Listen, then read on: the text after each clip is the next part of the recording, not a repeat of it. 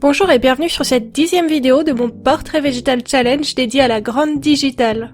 Les règles sont simples, dessiner un portrait par jour durant le mois de janvier.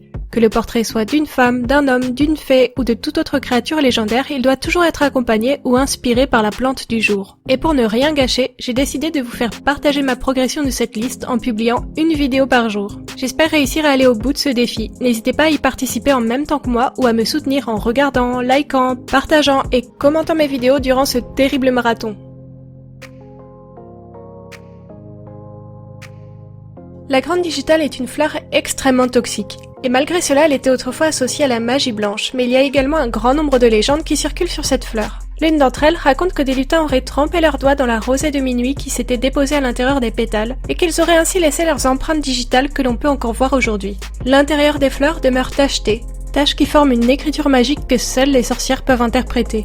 Une autre légende encore raconte que si les fleurs digitales ont une forme si particulière, c'est qu'elles servent de refuge aux fées. En découvrant ces jolies petites histoires, je n'ai pas pu m'empêcher de dessiner une fée, et à la place d'ailes de libellule ou de papillons, je lui ai donné des ailes composées des fleurs de digital.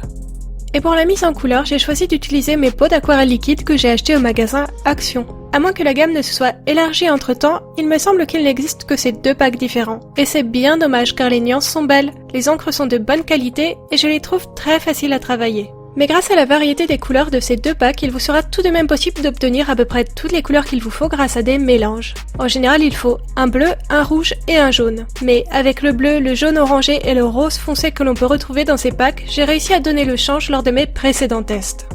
Avant de commencer à peindre, j'ai appliqué une couche de drawing gum sur les zones que je voulais préserver. Il s'agit d'un liquide de masquage composé à base de silicone qui, une fois retiré, aura préservé sous sa surface le blanc du papier. Si vous avez du mal à retirer votre drawing gum et qu'il déchire légèrement votre papier, c'est soit que vous n'utilisez pas du papier aquarelle, soit que votre drawing gum ou que votre papier est encore légèrement humide. Si vous attendez bien que toute votre peinture soit sèche avant de retirer le liquide de masquage, vous ne devriez pas avoir de problème. Ces pots d'aquarelle liquide sont comparables à de l'encre aquarelle ou de l'écoline. Vous pouvez les utiliser directement à la sortie du pot ou leur ajouter de l'eau dans une palette pour obtenir des nuances plus légères et transparentes.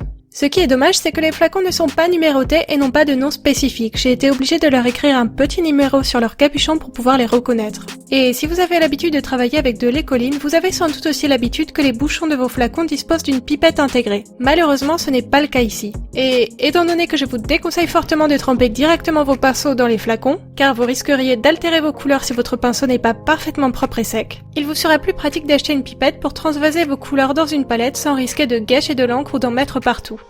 Si jamais l'aquarelle vous fait de l'œil, mais que vous avez toujours eu du mal à la travailler à partir de godets, n'hésitez pas à tester l'aquarelle liquide. Je trouve cette technique bien plus simple. Notre peinture est déjà fluide et diluée, elle s'étire et se mélange très facilement, et ne pas avoir à gérer l'apport d'eau est assez appréciable pour les débutants ou les paresseux comme moi. Et pour en revenir à mon dessin, j'avais prévu de colorer fidèlement mes fleurs, et donc de laisser l'intérieur bien blanc avec des taches rose foncé.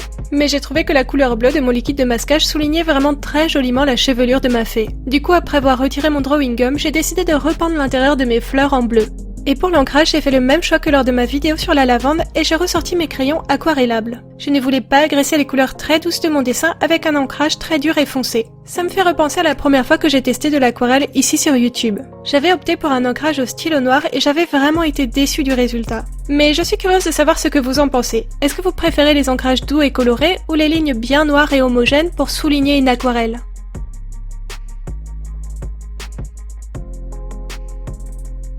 En tout cas, merci d'avoir regardé cette vidéo jusqu'au bout. J'attends vos commentaires et abonnez-vous, likez, partagez, parlez-en à vos amis et participez avec moi au portrait végétal challenge si vous êtes un dessineux dans l'âme. Et n'oubliez pas d'ajouter le hashtag dédié sur Instagram pour que je voie vos dessins. À demain!